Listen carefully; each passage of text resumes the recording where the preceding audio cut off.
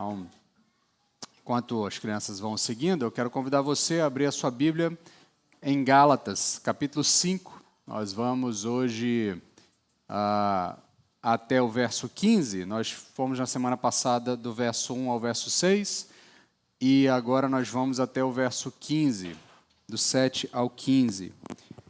Nós estamos na série de mensagens, Nenhum Outro Evangelho, meditando na carta de Paulo aos Gálatas, aprendendo sobre a verdade do Evangelho, o verdadeiro Evangelho, aprendendo que não há outro Evangelho, qualquer outro Evangelho é um falso Evangelho, e esse falso Evangelho não pode produzir salvação. Lembra do que o apóstolo Paulo nos ensina na carta aos Romanos, quando ele diz que o que tem poder para transformar todo aquele que crê é o Evangelho do nosso Senhor Jesus Cristo. Então ele diz que o Evangelho é poder de Deus para a transformação de todo aquele que crê, primeiro do grego, primeiro do judeu, depois do grego. E aí judeu e grego é apenas uma distinção entre judeus, como o povo que recebe a aliança em primeiro plano, e gregos, e aí gentios de maneira geral. Todos nós estamos incluídos nesse grupo chamado de gentios, pelo texto bíblico. Então, o apóstolo Paulo deixa claro nos seus ensinos que o que transforma, o que produz salvação, o que de fato pode tocar no coração de alguém e convencê-lo do pecado, da justiça e do juízo, é o Evangelho. Logo, se outro Evangelho for pregado, outro Evangelho não produzirá salvação. Apenas o genuíno Evangelho é que pode produzir salvação. Por isso o apóstolo Paulo escreve a carta aos Gálatas.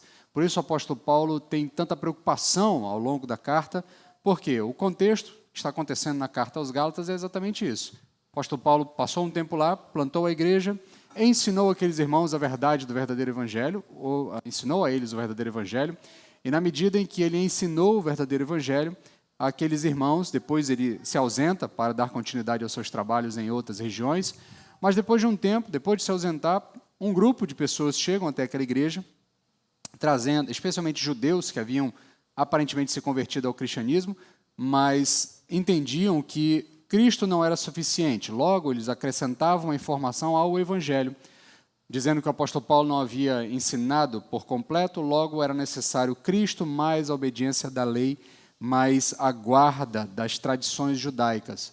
E aí o apóstolo Paulo tece toda a carta, explicando que, uma vez que você rejeita o evangelho que ele prega, você rejeita o próprio Cristo, porque o evangelho que ele prega é o evangelho que lhe foi transmitido pelo próprio Cristo. Então, rejeitar este evangelho é rejeitar o próprio Cristo.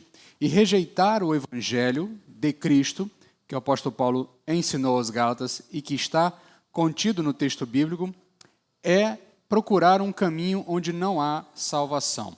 É procurar um caminho que não chega, não resulta em salvação. Esse foi o tema da semana passada, quando nós meditamos ali nos primeiros versos, onde o apóstolo Paulo diz que existe uma situação em que Cristo de nada nos serve, em que Cristo de nada nos vale, que Cristo não teria serventia para quem quer que seja. E quando é esta situação, quando você escolhe depositar a sua fé, a sua esperança e a sua expectativa em outra coisa, em outro evangelho, e não em Cristo, e não no evangelho de Cristo, certamente Cristo não terá utilidade para você. Então, por isso, o apóstolo Paulo vai tecendo longos comentários ao longo da carta, até aparentemente um tanto quanto repetitivos, especialmente quando você olha para essa carta de maneira sistemática, né? Trecho atrás de trecho, né? Parte após parte da carta, porque você percebe que ele está num loop, tratando sempre do mesmo assunto, sempre da mesma situação, sempre dizendo, olha, não há outro caminho, o único caminho é a fé em Jesus Cristo, não há justificação por obras, a justificação é só por Jesus Cristo, a lei não tem o poder de justificar, o único que tem o poder de justificar é a fé em Cristo Jesus.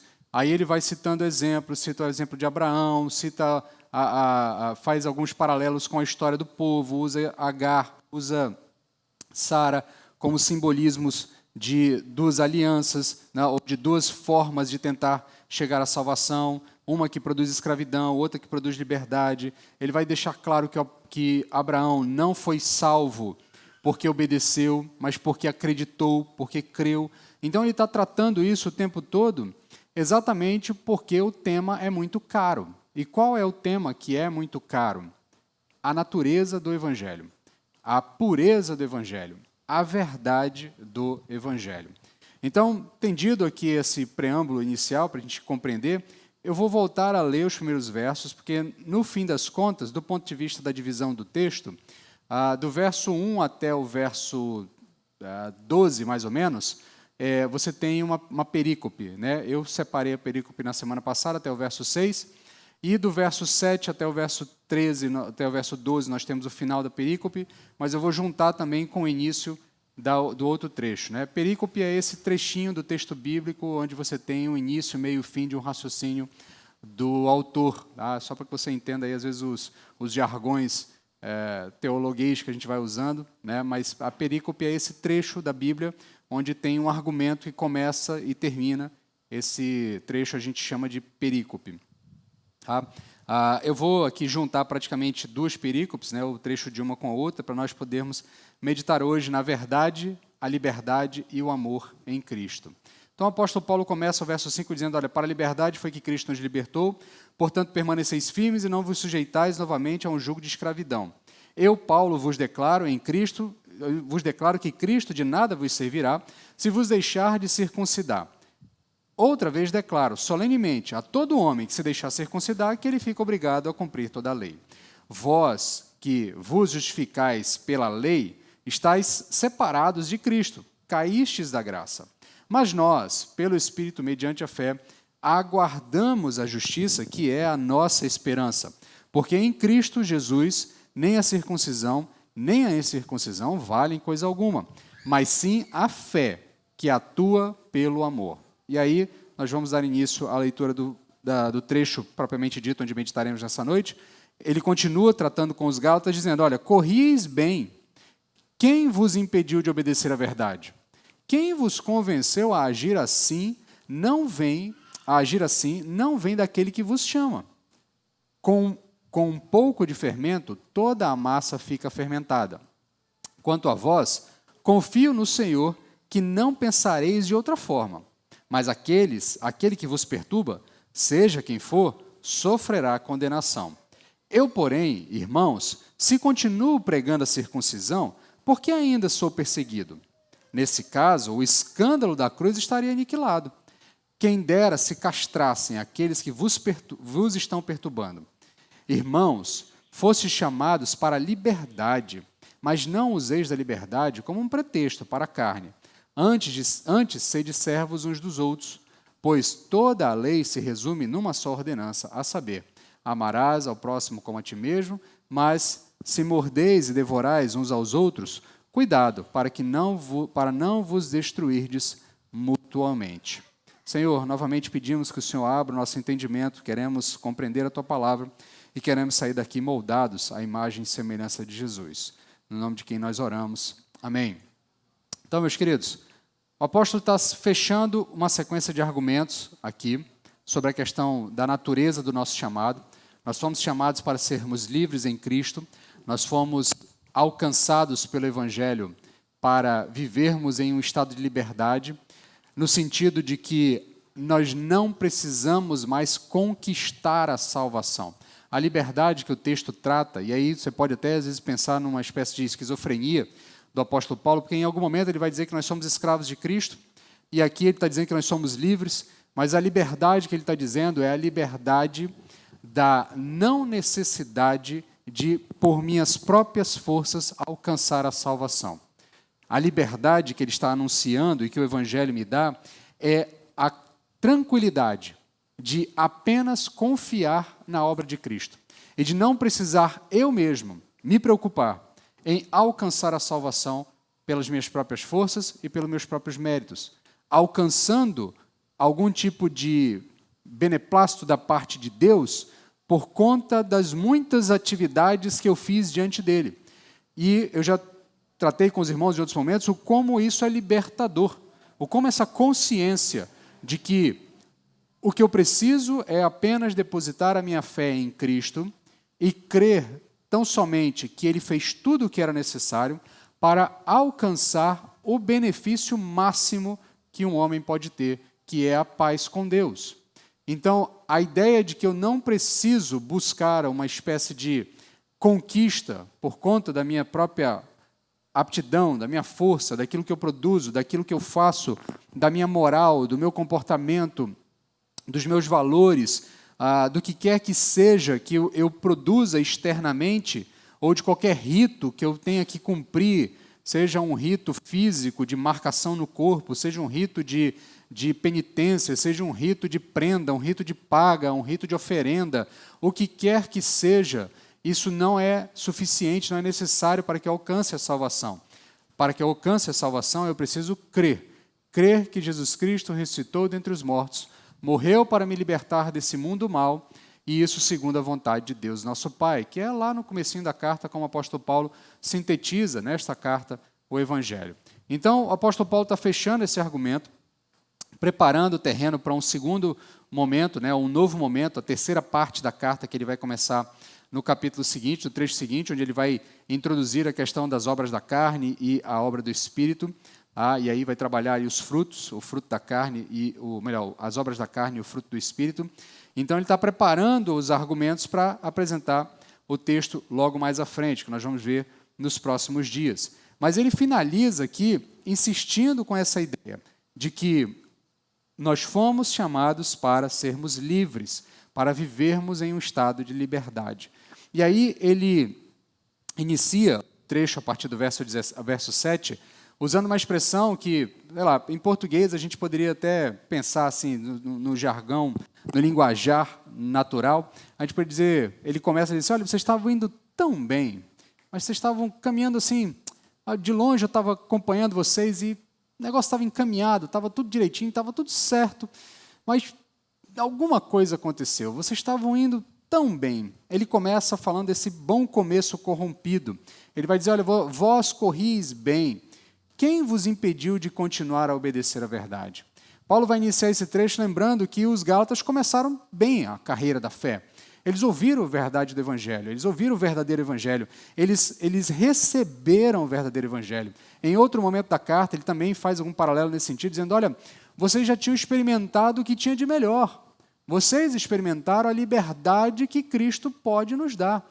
A liberdade do peso do pecado, a liberdade de não ter que conquistar a salvação por conta própria, mas agora vocês querem voltar a um sistema de ritos, a um sistema ritualístico, a um sistema de marcações, a um sistema de conquista, a um sistema de méritos. Vocês abriram mão de um sistema onde Cristo fez tudo, e você precisa apenas confiar em Cristo e viver uma vida agora livre da amarra do pecado e da amarra da necessidade de atender a si mesmo, podendo passar a atender a Deus e ao próximo, para viver uma vida agora voltada para você mesmo. Eu tenho que conquistar, eu tenho que provar, eu tenho que mostrar para todos que eu tenho as marcas necessárias, que eu guardo os dias necessários, que eu como a comida necessária, que eu ofereço as oferendas necessárias, que eu pago as prendas necessárias. E aí ele trabalha isso ao longo da carta e agora ele volta a essa mesma temática, dizendo, olha, vocês estavam indo tão bem, vocês estavam caminhando tão bem, estava tudo certo, era só manter o ritmo, era só manter a mesma pegada que vocês já estavam levando. E do nada vocês resolveram mudar a rota, do nada vocês resolveram testar outra coisa, do nada vocês resolveram dar ouvidos a quem não tinha absolutamente nada para acrescentar a vocês. Então, eles estavam correndo bem, abraçando a verdade do Evangelho com entusiasmo e vigor. Essa ideia da corrida não é novidade dentro dos escritos paulinos, ele volta a esse mesmo tipo de tema lá em 1 Coríntios, capítulo 9, verso 24. Ele vai dizer, olha, não sabeis que todos os que correm no estádio, na verdade, somente um recebe o prêmio? Então, correi de tal maneira que o alcanceis. Essa ideia de que a caminhada de fé é uma corrida, é algo que a gente está caminhando, é uma prova que a gente está passando, no sentido não de conquistar por mérito, mas que é um trajeto. O autor aos Hebreus também usa esse mesmo tipo de imaginário, especialmente para o mundo grego, um mundo extremamente influenciado pelos Jogos Olímpicos, pelos Jogos gregos. Então, nesse sentido, essa ideia da conquista, de você caminhar, correr, do trajeto, de você chegar ao final para receber os louros da vitória. E o apóstolo Paulo traz de novo essa mesma ideia. Vocês estavam correndo tão bem, a linha de chegada estava bem ali, a gente estava quase para cruzar a linha de chegada, vocês iam receber o mérito, iam receber os louros da vitória e do nada vocês resolveram mudar o trecho, pegar uma outra caminhada, pegar um outro caminho. O problema é que o outro caminho não chega a lugar nenhum. Ou pior, o outro problema caminha em direção, o outro caminho caminha em direção à morte. E aí ele diz que algo acontece. E aí ele chama a atenção que esse algo que acontece e que impede os Gálatas de obedecerem à verdade é algo que não é proveniente do Senhor. Ele diz assim, a expressão que ele diz que alguma coisa impediu eles, traz a ideia mais ou menos de que como se você estivesse numa corrida e alguém lhe desse uma rasteira, impedisse. Talvez aqui, para lembrar no seu imaginário popular, lembra daquela, acho que foi nas Olimpíadas de... agora eu vou esquecer, que teve o brasileiro que estava ganhando foi Londres? Não sei, foi uma Olimpíada mais antiga, que é aquele maratonista brasileiro, estava em primeiro lugar, aí entrou lá aquele louco vestido de... acho que ele estava vestido, não sei o que estava vestido, agora não lembro mais.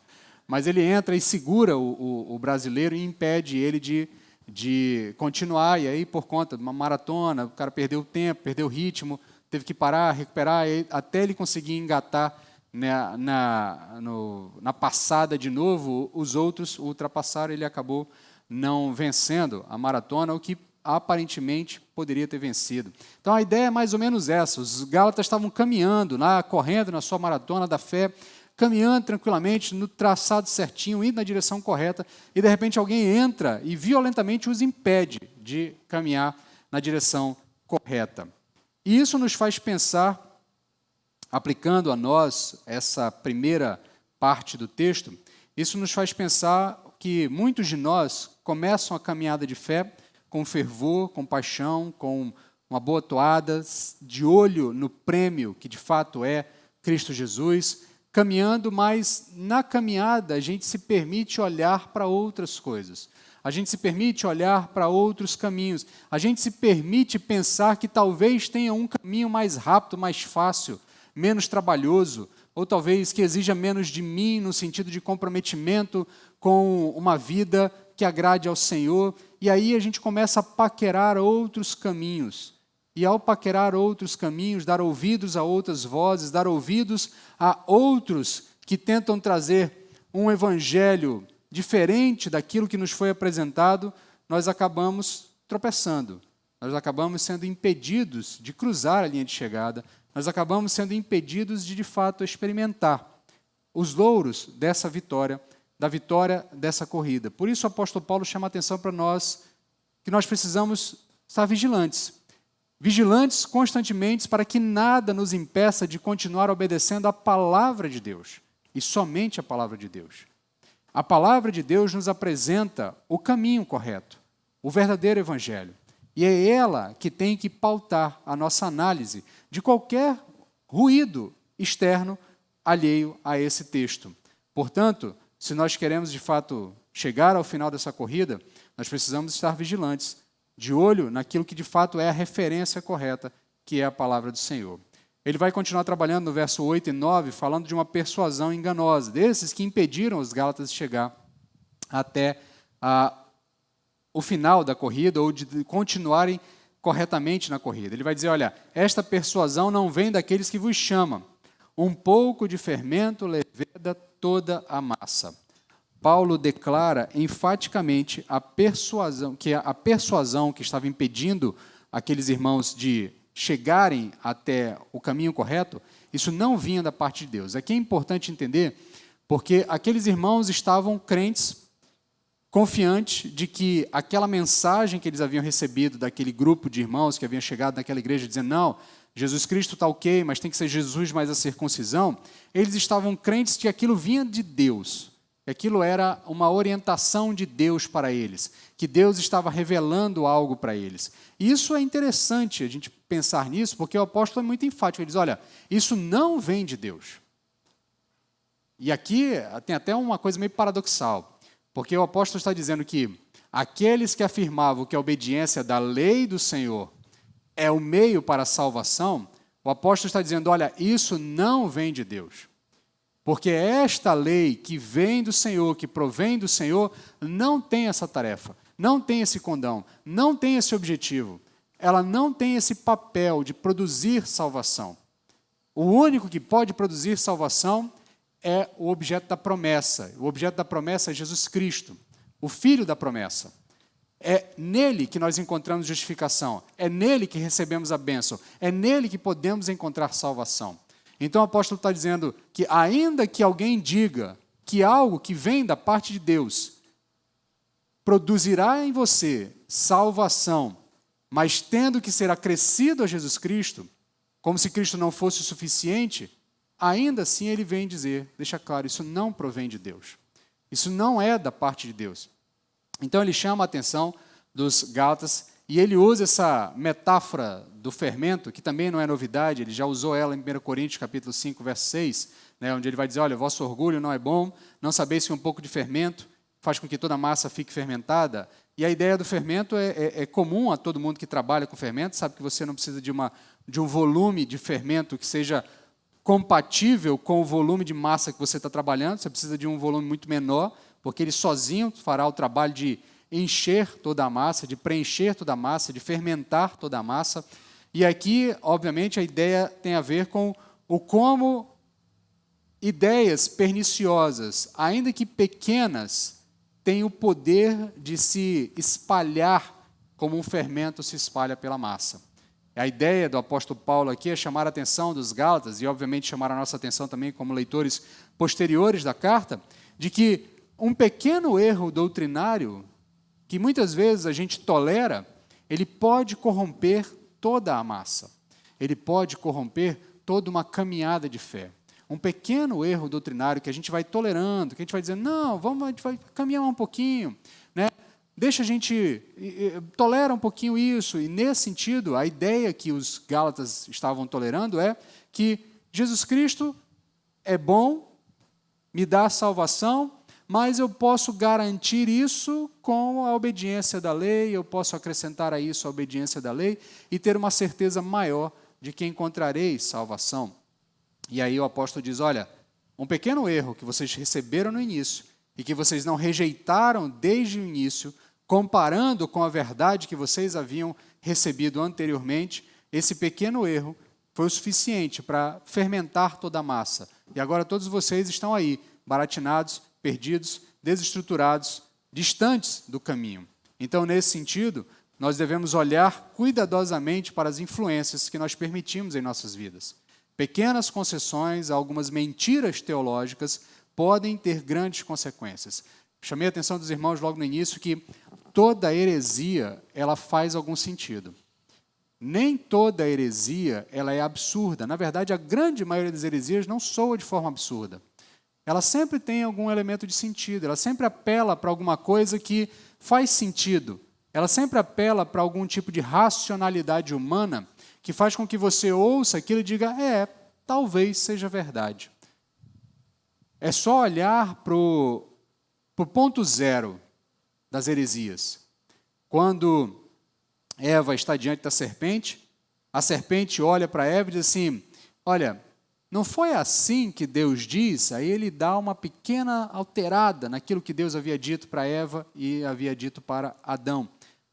Aí Eva vai, ouve aquilo, deturpa um pouquinho mais na sua mente, aí ela acrescenta alguma informação e daqui a pouco aquele conjunto confuso vai se formando na mente dela e ela aceita a argumentação da serpente, porque no fim das contas a argumentação da serpente faz sentido. Olha, se essa árvore realmente me dá todo o conhecimento, por que Deus está me impedindo de ter acesso a ela? Por que, então, é que eu não tenho acesso a ela desde o início? Será que Deus não quer que eu seja igual a Ele? Será que Deus está escondendo alguma coisa de mim? Será que Ele me impediu só para que eu não pudesse ser igual a Ele? E assim as coisas começam a ganhar proporções e acabam, obviamente, caindo no tropeço. Então, nesse sentido, o apóstolo Paulo chama a atenção dos Gálatas e, consequentemente, chama a nossa atenção de que pequenas concessões não podem ser toleradas. Pequenas concessões produzem grandes consequências. Precisamos discernir a verdade do erro, buscando a sabedoria de Deus, para não sermos enganados por falsos mestres, nem por falsas doutrinas. Ele continua então trabalhando no verso 10, a confiança no Senhor e a condenação dos perturbadores. Ele vai agora partir para um ponto, vai começar a engrossar a voz, a forma como ele está tratando, até chegar num ápice mais duro, por conta exatamente dessa ideia, que pequenos erros têm que ser extirpados desde o início. Por isso é necessário que nós conheçamos o verdadeiro Evangelho em sua integridade, a fim de rejeitar toda e qualquer deturpação do Evangelho. Então ele vai falar o seguinte no verso 10, confio de vós, no Senhor, que não alimentareis nenhum outro sentimento, mas aquele que vos perturba, seja ele quem for, sofrerá a condenação divina. Então, apesar daquela situação preocupante, o apóstolo Paulo ainda confia no verdadeiro evangelho que foi pregado àqueles irmãos. Ele ainda confia que, com base na verdade que já havia sido apresentada a eles, os gálatas tinham todas as condições de voltar ao juízo, de voltar à normalidade, de abraçar de novo o verdadeiro evangelho e rejeitar o falso evangelho que havia sido imposto naquela igreja. Então ele acredita que Deus capacitará aqueles irmãos a permanecerem firmes na verdade e a rejeitarem os ensinamentos errôneos. Ao mesmo tempo, ele começa a lançar aqui uma advertência solene contra os perturbadores da igreja. Ele vai dizer que esses homens sofrerão o juízo divino. E esse é um ponto que eu gostaria que você pensasse um pouco sobre isso, porque nós vivemos em uma realidade de pulverização do Evangelho, e nós temos, de fato, microevangelhos lançados em todo tipo de igreja, em todo tipo de ajuntamento de pessoas com uma placa se autodenominando igreja, todo tipo de evangelho, desde os evangelhos escalafobéticos, do dente de ouro, o sopro não sei do que, as unções malucas que a gente já viu ali por volta dos anos 70, 80, os movimentos mais modernos, de coisas mais simplórias, da ideia de confusão sobre interpretação de texto, a ideia de que os textos são ultrapassados, e de que alguma coisa precisa ser revista, e de que as coisas precisam ser analisadas por óticas modernas. Isso tudo está dentro de um grande balaio onde a verdade do Evangelho está sendo diluída, está sendo alterada, está sendo transformada. Contudo, o apóstolo avisa de uma forma bastante solene e dura: todo aquele que deturpa o Evangelho sofrerá as consequências do dono do Evangelho, sofrerá as consequências da resposta do Senhor do Evangelho. Isso é muito duro. Quando nós vamos para Apocalipse, a gente já passou por Apocalipse alguns anos atrás, quando a gente vai para Apocalipse, o texto de Apocalipse diz que Jesus Cristo, quando enfrentar os seus inimigos, ele não vai só expulsar os seus inimigos como se uma pessoa mais forte se impusesse e, por conta da sua presença, amedrontasse os seus inimigos. O texto diz que Cristo aniquilará os seus inimigos. E a expressão do texto é de dureza, é de embate, é de beligerância. Cristo destruirá todo aquele que deturpar a verdade do Evangelho.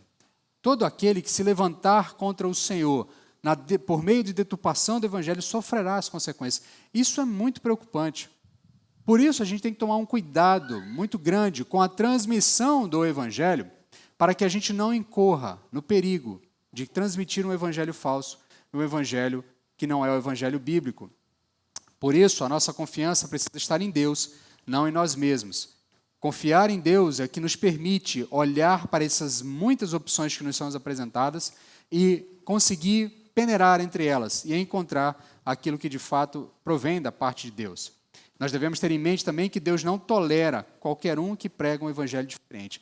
E aqui é um outro ponto que ele vai trabalhar no próximo verso aqui, que é a ideia, nos próximos versos, na verdade 2 pontos para frente, que é a ideia da intolerância para com o erro e para com o causador do erro. Não é nem a intolerância para com o erro, é a intolerância para com o promovedor do erro. Eu já chamei a atenção dos irmãos em outros momentos, nessa série de mensagens mesmo, que por conta de uma realidade cultural moderna, nós temos muita dificuldade de dizer, não, isso está errado, não, isso deve ser rejeitado, não, isso deve ser afastado, não, isso deve ser condenado. Por conta de vivermos em uma sociedade inclusiva, em diversos aspectos, em diversos sentidos, nós temos muita dificuldade de olhar para alguém que está fazendo afirmações errôneas sobre o Evangelho e assumirmos uma posição dura de dizer, isso está errado, você precisa voltar atrás, você precisa parar de dizer essas coisas, porque isto ofende o Senhor do Evangelho. Isso soa para nós hoje como, um tanto quanto beligerante, a ideia de que você é o dono da verdade, de que ninguém pode se arvorar como dono da verdade. E isso é um problema, porque o texto bíblico, ele assume essa posição de que ele é o dono da verdade, de que o texto bíblico apresenta a única verdade possível. A religião e a fé cristã, ela é tolerante. Ela tolera a existência de outras religiões, ela tolera a existência de outros credos, ela tolera a existência de outras tradições religiosas, mas a fé cristã, ela é exclusivista. Ela diz que só existe uma verdade, só existe um caminho, só existe um Salvador. Não há outro meio. Não há salvação em outro evangelho. Não há salvação em outra religião que não seja uma religião fundamentada no Evangelho de Cristo. Eu não estou dizendo que a salvação está apenas na tradição batista. Eu não estou dizendo que a salvação está apenas na tradição evangélico-protestante, reformada, ocidental, americana, sul-americana. Eu não estou dizendo isso. O que eu estou dizendo é que a salvação só pode existir em uma religião onde o fundamento dessa religião é o Evangelho de Cristo. Se não houver esse fundamento, não há salvação lá. Não importa o quão bonita for, não importa o quão bons ensinamentos ela possa ter, não importa o quão impactante ela possa ser para as pessoas, possa mudar a vida das pessoas em sentido de comportamento, de ética, de o que quer que seja. Ela não produzirá salvação, porque salvação só pode ser produzida pelo Evangelho, o Evangelho bíblico. E esse Evangelho bíblico é exclusivista. Ele não tolera a existência de outra verdade. Só existe uma verdade, a verdade do texto bíblico.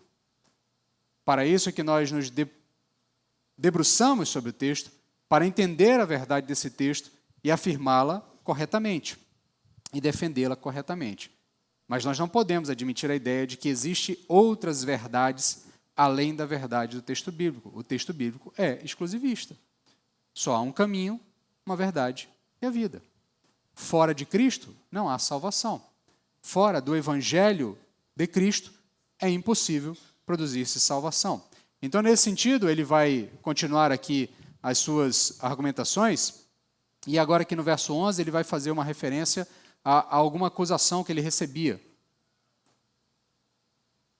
O apóstolo recebe algumas acusações, ele trata dessas acusações ao longo de toda a carta, mas uma das acusações que ele recebia era de que ele falava dessa liberdade, né, em Cristo, mas secretamente, como um judeu, ele ainda guardava a circuncisão, ele ainda insistia na circuncisão, ele ainda defendia essas coisas como se ele estivesse enganando as pessoas, mas garantindo o dele, tá? Mas garantindo a salvação dele. Então, Paulo, a ideia era mais ou menos essa. Ele conta para os outros essa história de liberdade, mas ele mesmo, no secreto, guarda as coisas, né? Afinal de contas, se ele quer de fato ser salvo, ele vai guardar as tradições a fim de encontrar a salvação. E aí ele responde, olha, meus queridos, eu digo o seguinte para vocês, se eu prego a circuncisão, por que eu estou sendo perseguido? Se eu prego circuncisão para as pessoas, se eu estou secretamente pregando circuncisão, por que eu ainda sofro perseguição? E aí ele vai dizer, logo está desfeito o escândalo da cruz. Então Paulo vai confrontar essa acusação de que ele ainda pregava circuncisão em segredo. Ele argumenta que se fosse o caso, ele não estaria sendo perseguido pelos judaizantes. E boa parte do processo de perseguição que o apóstolo Paulo enfrenta é uma perseguição dos grupos judaizantes, exatamente porque ao anunciar um evangelho que diz, olha, a lei cumpriu o seu papel, e o objetivo da lei, que é produzir vida, foi cumprido na pessoa de Cristo, e como nós não conseguiremos cumprir a lei em toda a sua integralidade, nós temos que nos agarrar a Cristo para receber os méritos que Ele conquistou, para que Ele compartilhe os méritos que Ele conquistou conosco, logo a lei não tem poder sobre nós, logo a lei não faz sentido para nós. Logo o que o apóstolo Paulo dizia, ele disse, você não precisa se preocupar com a lei, porque Cristo já resolveu a lei. Porque Cristo já se preocupou com a lei. Porque Cristo já cumpriu a lei. E se Cristo cumpriu a lei, nós nos agarramos com Cristo e em Cristo nós cumprimos a lei. Então esse é o argumento do apóstolo Paulo. E então ele diz, você está livre da lei. A lei não tem mais poder sobre sua vida. Ele vai repetir isso em diversas cartas. Ele vai inclusive fazer uma própria carta aos Gálatas, ele vai fazer um paralelo, dizer que a lei, na verdade, só produz escravidão. Ela não tem poder para produzir liberdade. Então ele vai dizer, olha, eu estou constantemente pregando isso, e por conta disso estou sendo perseguido pelos judaizantes, porque estão dizendo que eu estou afirmando que a lei é inútil, que a lei não tem valor, que a lei, em tese, não é santa, não é aceitável, e ele vai explicar, explicou inclusive na carta, que a lei tem o seu papel. O papel da lei é demonstrar a sua inutilidade diante da salvação, diante da possibilidade de conquistar a salvação por conta própria. A lei vai dizer, ok, você quer salvação por conta própria? Então, alcance esse patamar. O problema é que nós estamos bem aqui. A gente não tem como dar um salto até o patamar que a lei exige. E aí, o que a lei vai dizer é o seguinte, ok, você pode tentar, mas se você no primeiro salto errar, perdeu, está condenado para toda a eternidade. Não dá para eu tentar uma vez e depois tentar de novo, treinar um pouquinho mais e tentar outra vez, treinar um pouquinho mais e tentar outra vez, treinar um pouquinho mais e outra vez. Você só tem uma chance. Ou você acerta de primeira, ou você está totalmente condenado por ela. Então, como todos nós já tropeçamos alguma vez na lei, por conta disso já estamos condenados por toda a eternidade. A graça é que Cristo vem, Ele sim consegue completar toda a tarefa, atinge os objetivos da lei, cumpre a lei, recebe os méritos do cumprimento da lei, que é a vida, por isso a morte não pode lhe tragar, porque ele está perfeito diante de Deus, diante da obediência da lei, então a morte não tem poder sobre ele, logo ele vence a morte, e ao vencer a morte ele convida todos aqueles que querem adentrar nessa realidade, de não estarem mais presos pelo domínio do pecado, de se aproximarem dele, de se agarrarem com ele, de confiarem nele. Essa é a mensagem do Evangelho.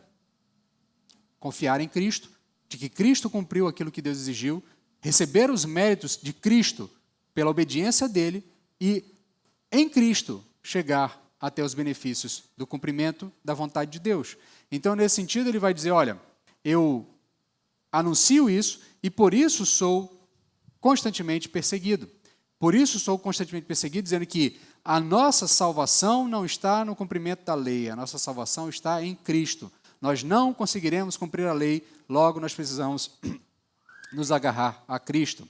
Então, Paulo afirma que se ele pregasse circuncisão, o escândalo da cruz teria sido desfeito. E a ideia do escândalo da cruz é porque ela revela a nossa total incapacidade de salvarmos a nós mesmos. A cruz tem esse papel de, por meio da derrota de Cristo, mas da vitória dele ao ser obediente até a morte e morte de cruz, nós alcançarmos a salvação. Por isso é um escândalo, porque pela morte nós chegamos à vida. Porque pela aparente derrota, nós alcançamos a vitória. Porque pela fraqueza de Cristo, nós encontramos força, a fraqueza da morte. Então a mensagem da cruz é que nós somos salvos por graça, pelo mérito de outro, não pelo mérito nosso, mediante a fé em Cristo e não pelas nossas próprias obediências. Então a mensagem da cruz, ela é ofensiva para o orgulho humano.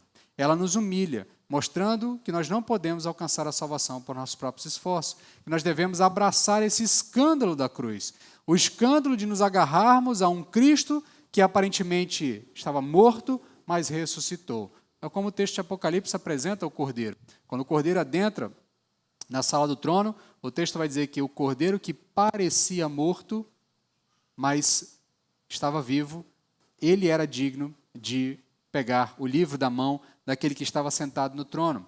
Então, abraçando esse escândalo, nós reconhecemos a nossa total dependência desta graça, da graça divina. E aí ele chega no ápice desse argumento aqui contra os seus opositores, verso 12, ele vai dizer, olha, tomara até se mutilassem os que incitam a rebeldia.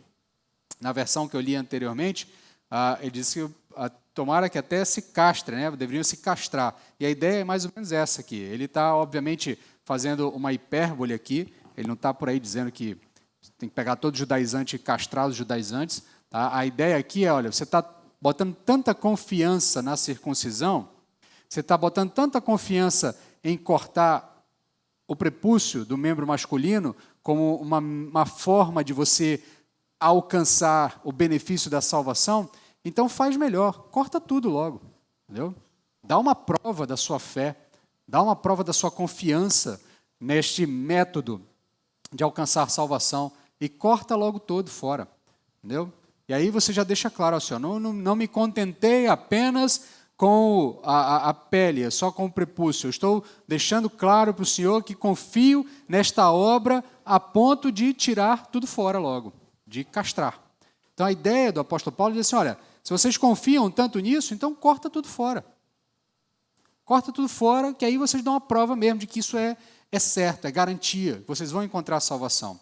Então, esse é um versículo mais forte, mais chocante desse trecho, e aí ele insiste nisso, e aqui, como eu disse, é óbvio que ele não está por aí dizendo, ele está aqui usando uma ironia, mas está usando um pouco de sarcasmo, e o apóstolo Paulo é bastante irônico e sarcástico quando está rebatendo seus opositores, especialmente quando ele demonstra a inutilidade da argumentação que é apresentada contra ele, e a inutilidade está aqui, dizendo, olha, vocês estão mesmo achando que cortar um pedaço de pele é suficiente para resolver todo o problema do pecado?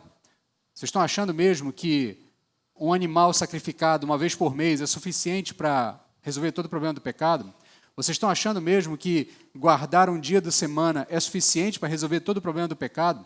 Vocês estão achando que não comer determinados animais ou determinados alimentos é suficiente para resolver todo o problema do pecado? É óbvio que não. Por isso que a lei não tem poder para nos trazer justificação. Ela só mostra como é inútil. O argumento do autor de Hebreus é muito semelhante. Ele vai dizer, olha, a gente podia juntar todos os bois do mundo. A gente podia sangrar todos os bois do mundo. A gente podia sacrificar todos os bois do mundo. Todo o sangue dos bois do mundo inteiro não seria suficiente para cobrir a multidão da nossa iniquidade. A quantidade de pecados que nós temos, a quantidade de pecados que nós cometemos, é impossível para nós. Logo, se é impossível para nós só temos uma opção: confiar no sangue eterno de Cristo. Naquele sangue que não acaba. E a ideia aqui é exatamente essa: como Cristo é eterno, Ele pode eternamente entregar um sacrifício de valor eterno. E esse sacrifício de valor eterno é o suficiente para cobrir a multidão dos meus pecados, a multidão dos seus pecados, a multidão dos pecados do povo de Deus, de todo aquele que confessa Jesus Cristo como único e suficiente Salvador.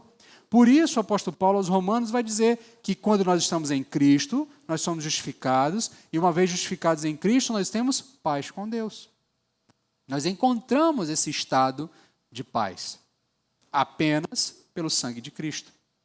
Então, o apóstolo vai ser irônico e bem duro aqui, porque ele está claramente deixando muito aberto aqui aos Gálatas.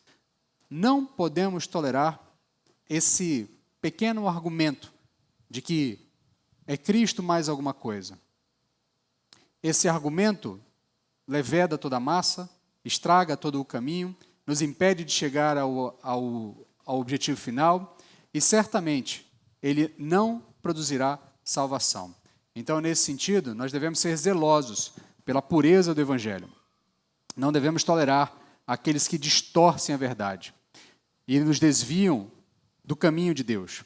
No entanto, nós devemos expressar o nosso zelo com sabedoria e com amor, buscando a restauração do desviado, em vez de simplesmente condená-los. Mas nesse ponto aqui eu quero chamar a sua atenção para essa percepção.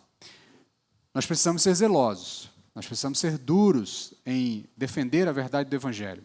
Mas a dureza não pode estar desacompanhada da graça. A dureza não pode estar desacompanhada da ternura do Evangelho. Porque o Evangelho expõe o erro, mas o Evangelho mostra saída para o erro. O Evangelho expõe o pecador, mas o Evangelho diz ao pecador como ele pode resolver o seu problema. Então, às vezes é muito fácil para a gente ficar apenas apontando o erro dos outros. Dizendo, está errado, está errado, está errado. Mas se de fato nós estamos preocupados com os nossos irmãos, que estão caminhando por um caminho tortuoso, teologicamente tortuoso ou hereticamente tortuoso, a nossa preocupação também deve ser em admoestá-los para que eles encontrem de novo o caminho, a fim de que possam reconciliar-se com o verdadeiro Evangelho. Não apenas ficar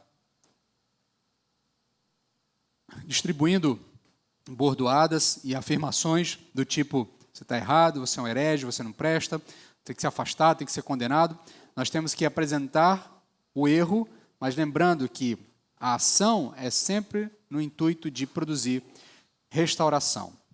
Por isso, agora ele pode partir para uma segunda parte desse trecho, introduzindo já o que ele vai apresentar domingo que vem, e aí ele vai chamar a liberdade, ele vai mostrar a verdadeira razão da liberdade, do verso 13 até o verso 15, na verdade até o verso 17. Ele vai dizer, olha, porque vós, irmãos, fostes chamados à liberdade, porém não useis da liberdade para dar ocasião à carne, sede antes servos uns dos outros pelo amor. Então Paulo retorna ao tema central da carta, a liberdade em Cristo, tá? Que é o tema que ele vai tratar ao longo de toda a carta.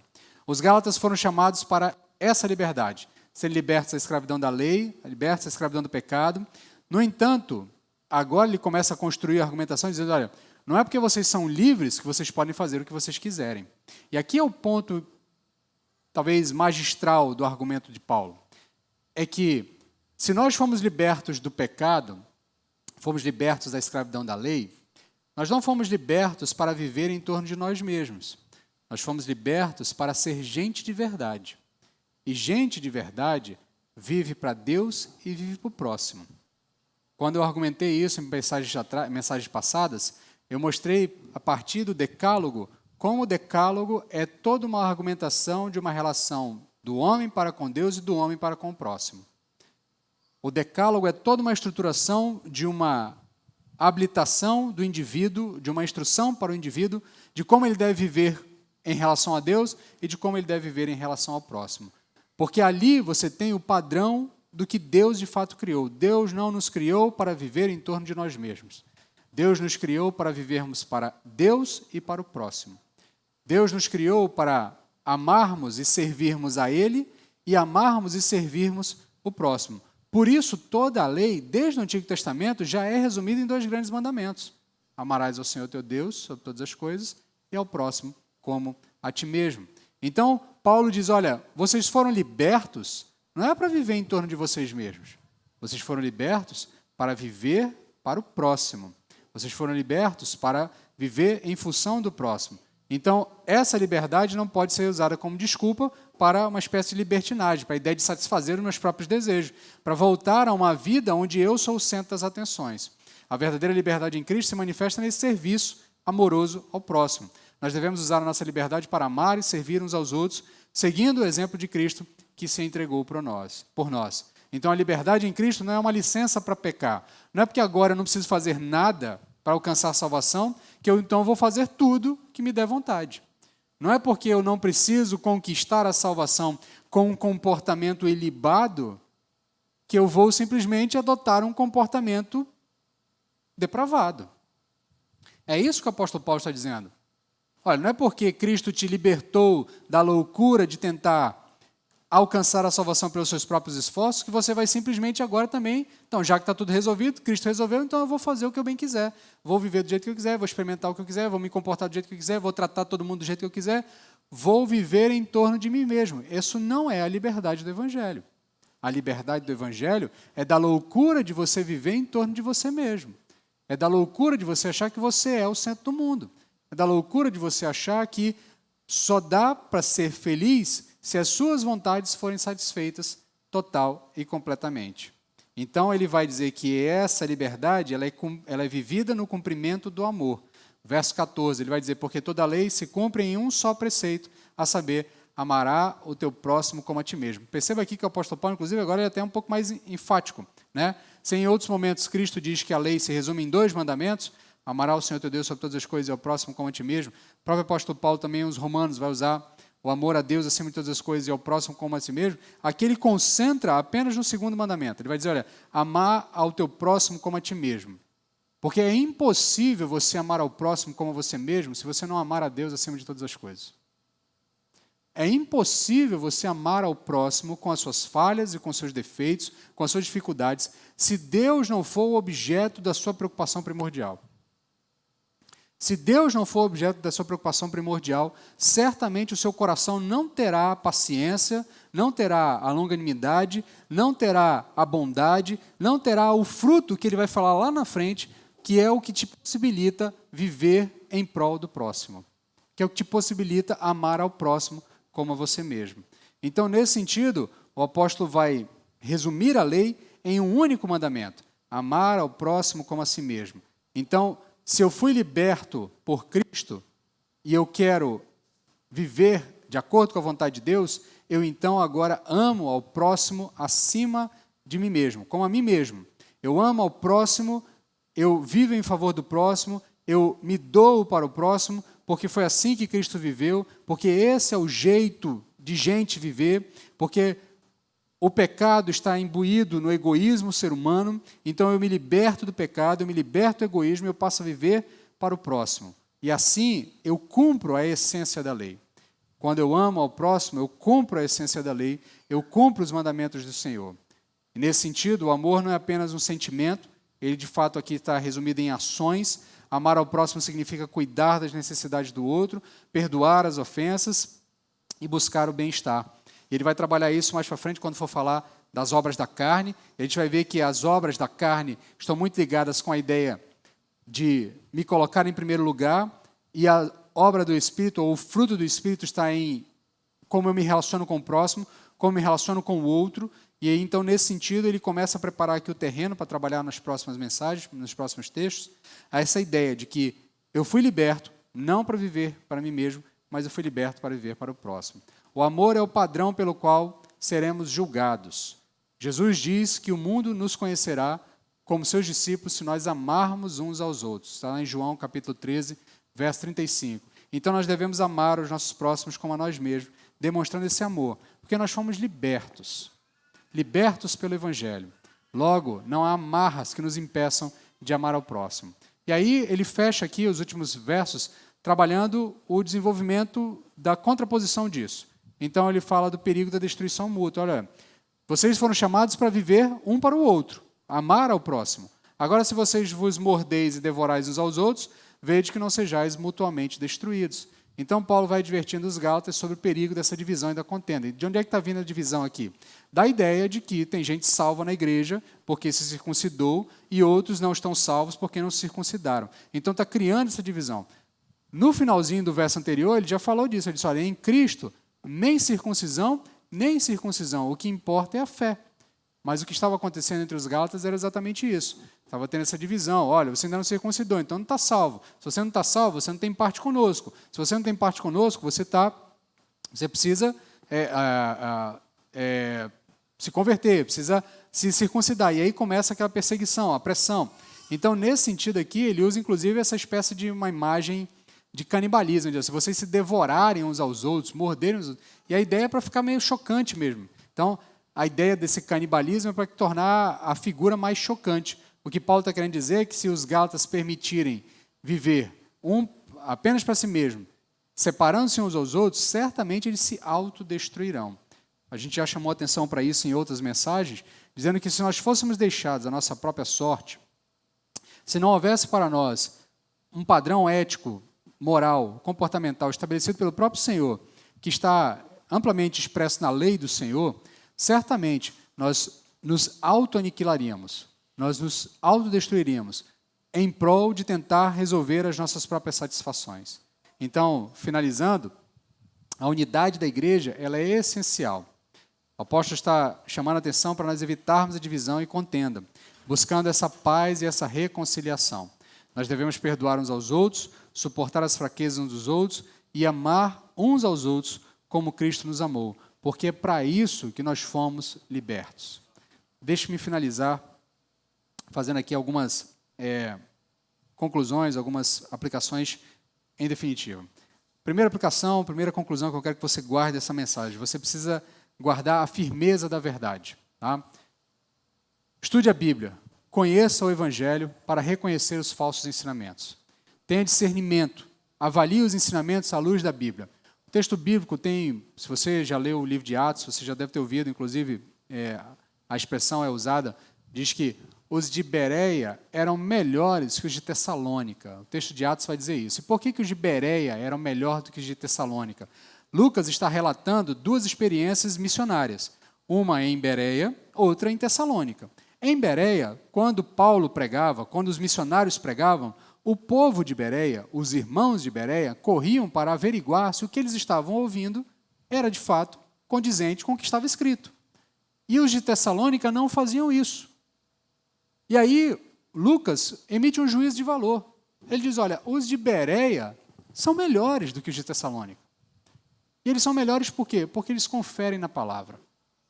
Então, meu querido, se você de fato quer ser uma igreja que o Senhor pode emitir um juízo de valor, no sentido de que a Igreja Batista Olaria é melhor do que outras igrejas, deseje que o Senhor olhe para nós e enxergue em nós esse mesmo tipo de comportamento. Daqueles que ouvem e conferem, daqueles que ouvem e discernem, daqueles que ouvem e confrontam. Olha, o pastor pregou, mas é isso mesmo que o texto está dizendo? É isso mesmo que o texto está falando? Eu já disse para os irmãos, eu subo aqui no púlpito na confiança de que o Senhor me entregou uma palavra para trazer para a igreja. Mas cabe aos irmãos confirmarem se o que eu estou pregando aqui está de acordo com o texto bíblico. É tarefa dos irmãos olharem para o texto e enxergarem isso e dizerem, não, de fato, há uma razão aqui, há um ponto a ser entendido. De fato, entendi o que o pastor quis dizer. Porque senão, meu querido, se passar o tempo e ninguém tomar esse tipo de atitude, o que acontece é exatamente o ponto aqui. Vai subir um maluco, vai assumir o púlpito, vai começar a despejar um monte de coisas, vocês vão recebendo, e aí alguém vai passar uma rasteira em vocês e vai impedir vocês de chegarem ao resultado, ao caminho, ao final da corrida. Então, por isso, meu querido, tenha firmeza na verdade. Estude a palavra, tenha discernimento e rejeite o erro. Entenda que a sua liberdade é para amor e serviço. Você foi liberto para viver para o próximo. Não use a sua liberdade para viver em torno de si mesmo. Use a sua liberdade para amar e servir ao próximo. Demonstre o amor de Cristo de forma prática. Cumpra a lei de Cristo e viva de acordo com os ensinamentos dele. E, por fim, busque a unidade da igreja. Quando nós vivemos um para o outro, a igreja certamente experimentará unidade. Evite divisões, busque a paz, promova a unidade. Apoie a igreja, apoie os seus membros, apoie o corpo. Participe com o corpo, buscando ser, de fato, um só corpo em Cristo Jesus. Que Deus aplique aos nossos corações a sua palavra. Quero convidar você a baixar os seus olhos, agora fechar os seus olhos, para nós orarmos e encerrarmos esse momento, para passarmos também para o segundo momento, o momento da ceia do Senhor. Senhor, tem misericórdia de nós, Pai, e ajuda-nos a internalizar tudo aquilo que nos foi apresentado pelo Teu texto nessa noite. Ajuda-nos, Pai, a entender a razão da nossa liberdade, o porquê nós fomos de fato libertos, não apenas para vivermos para nós mesmos, mas para vivermos para o próximo e assim engrandecermos o Teu nome. Ajuda-nos a rejeitar o erro, a aprender a discernir o erro e a entender que é na Tua palavra que encontraremos os parâmetros para rejeitar todo falso ensino. Ajuda-nos a amar o Teu Evangelho a ponto de zelar por ele, de cuidar por ele acima de todas as coisas, porque é ele que produz salvação. Tenha misericórdia de nós, é o que te pedimos em nome de Jesus. Amém.